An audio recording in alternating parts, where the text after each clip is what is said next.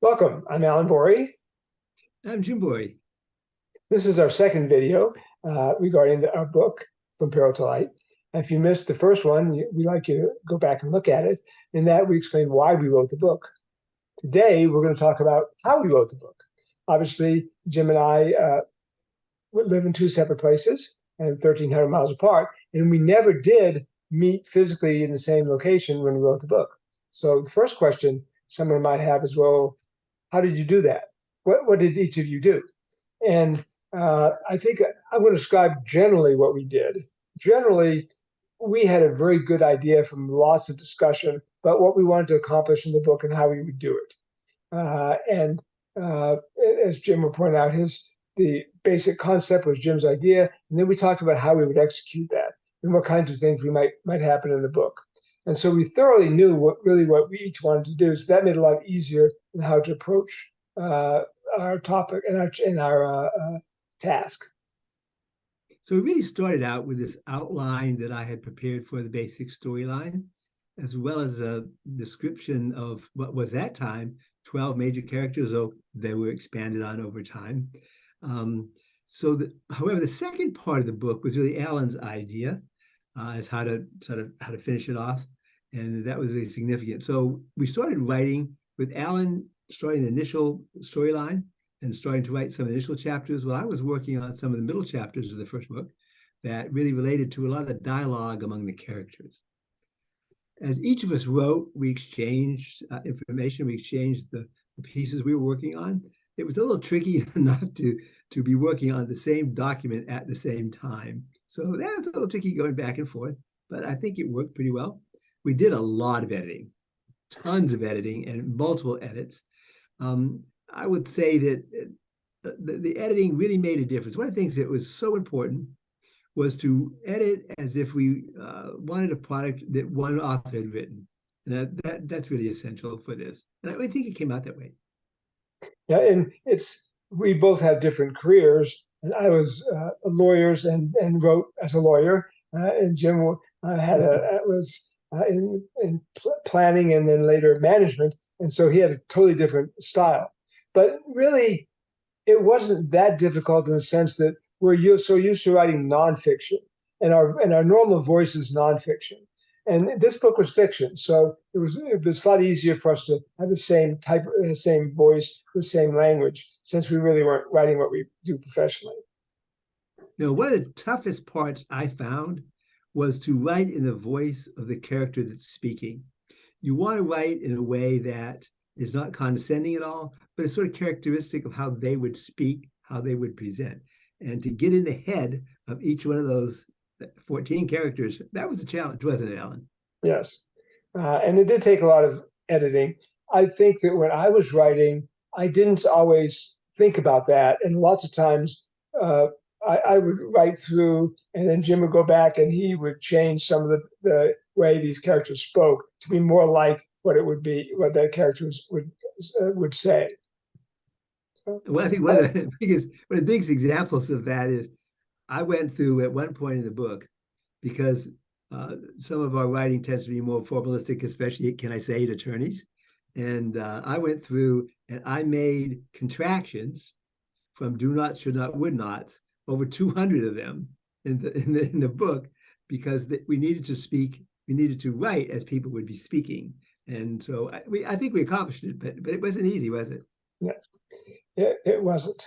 But I think in part that's because this is our first fiction book and we're not necessarily used to writing fiction, and there's so much dialogue in the book between the characters, and 14 different characters from 14 different places. So, but one of the things that really helped was the fact that we're twins. Now, we will talk in the next video a bit more about how being twins impacted the book. But one thing that was important is that we grew up together, and we really understand and know each other so well that I would understand what Jim wants to do, and when somebody else might not have. So, it did make it easier for sure. But yes, there were some disagreements at times, not major. Most of the time, we just quickly talk through an issue and resolve it. Not only did we exchange a lot of emails, but we did a lot of video calls and a lot of phone calls through through the process as well. But there were probably 3 instances when there were some significant disagreements that we had to resolve. And I am totally convinced that how we resolved them and the fact we had those disagreements really improved the book and really made it better. Yes, and I think that's true. I think that what we probably would each say is that the book is way better because of the joint effort, way better than either of us would have done on our own. And also, we would probably agree that when you look at the whole product, that we probably had a pretty equal share in terms of the writing and the ideas that are presented in the book. I think it was helped because we were both really engaged during the writing process, so that we were working on it, maybe not full-time, but darn close to full-time. So that really helped that process. And so we could share equally in the writing and editing tasks. And sometimes maybe Alan would write more, I would edit more. And I think probably in general terms, that may be the case. He may have ended up writing certainly more of the action scenes. I'm more of the dialogue, although I probably did maybe a heavier hand on some of the editing in that process. We also shared with the technical aspects of it as well. And in terms of how to produce the book and make it happen, I worked with formatting for the KDP product, and that sometimes I was pulling my hair out. If I had any, I would say that. Alan did good to work on all the headings and the page numbers and get all those straight as well. We had a real challenge with the cover because initially I had come up with this picture that actually my wife took, and it was this great sunrise picture that had some real dark clouds, a real peril, and yet it had a sunrise and light, so peril and light. We thought that was great, but Alan didn't feel like it was as emblematic of what the book was about. The book was had an urban setting, so he researched and got actually a downtown skyline of Raleigh, and then he went on Photoshop and learned a lot about Photoshop and Photoshopped that beautiful sunrise into the picture with the skyline. So we're all both happy with the cover, and it was a better product, I think, as well. Alan has also put together the YouTube channel and did yeoman's work on the website. I would be coaching about that, but he put that together as well.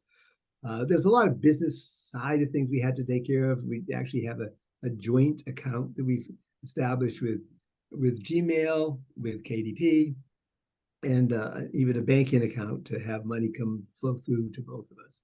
So all those, I took care of a lot of those business details as well. It was a rewarding experience. It really brought us closer together in communication than we had been for years. We've been separated by 1,000 miles or more for a long time. I think, don't you agree, Alan? It was very rewarding. Yes, absolutely. So in the next video, as Alan alluded to begin with, we're going to talk about what it was like for a set of twins to write a book about twins and the special role that twins have in our lives, being twins, as well as the special role they have in the book as well. So look for that next video coming up.